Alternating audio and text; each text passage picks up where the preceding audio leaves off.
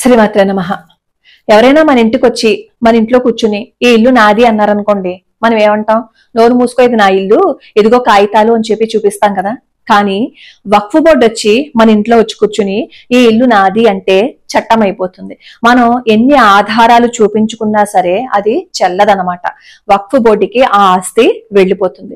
ఈ రోజు సాయంత్రం లోపు వీలైనన్ని మెయిల్స్ గనక పంపితే ప్రజాభిప్రాయ సేకరణని వాళ్ళు సేకరిస్తున్నారు.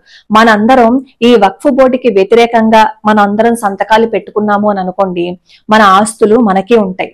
వక్ఫ్ బోర్డు వచ్చి మీ ఇంట్లో గాని, మీ ఆస్తిని గాని, దేవాలయాల ఆస్తులు గాని మావి అంటే అది చట్టం అయిపోతుంది. మనవి అని నిరూపించుకోవడానికి ఏళ్లు పడుతున్నాయి.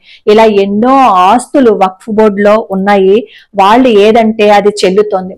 అందరూ సమానము, అందరూ ఈక్వల్ గా ఉంటారు కదా అని చెప్పి మాట్లాడుతూ ఉంటారు కదా. అందరినీ సమానంగానే చూసుకోవాలనే భావన ఎవరికైతే ఉండి వాళ్ళు నిమిత్త మాత్రంగా ఉండిపోతారో వాళ్ళకి ముఖ్యంగా చెప్తున్నాను. ఈ వక్ఫ్ బోర్డు గురించి నేను కమ్యూనిటీ పోస్ట్ లో ఒక పోస్ట్ ఇచ్చాను. అక్కడ లింక్ ఒకటి ఉంది, దాన్ని క్లిక్ చేస్తే కింద సంతకాలు పెట్టండి. అలా ఎక్కువ మంది మన అభిప్రాయాలను గనక పంపిస్తే మనకి ఫేవర్ గా వస్తుంది. లేదు అంటే ఈ వక్ఫ్ బోర్డు వచ్చి ఇది మా అది అంటే ఆ ఆస్తి వాళ్ళకి వెళ్ళిపోతుంది. ఆ స్థితి రాకుండా ఉండాలి అంటే మాత్రం ఈ రోజు సాయంత్రం లోపు ఈమెయిల్స్ పంపించండి. ఇది చాలా అర్జెంటు.